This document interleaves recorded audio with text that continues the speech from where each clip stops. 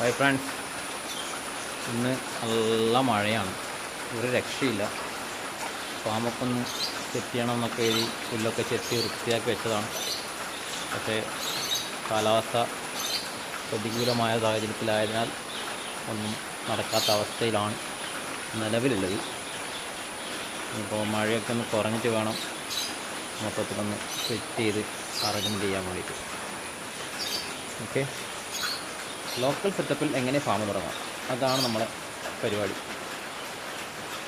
പറ്റുന്ന fridge box, മീനിൻ്റെ tray, അങ്ങനത്തെ കാര്യങ്ങളൊക്കെ ഒപ്പിച്ചുകൊണ്ട് സിമ്പിളായിട്ടുള്ള ഒരു ഫാം, അതാണ് നമ്മുടെ ലക്ഷ്യം.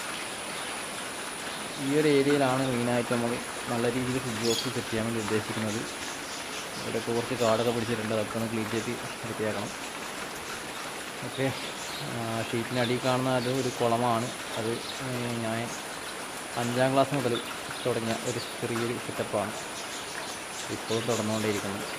ഓക്കെ, നമ്മളെ പെറ്റ്സിൻ്റെ കൂടെ അവിടെ കിടക്കുന്നുണ്ട്.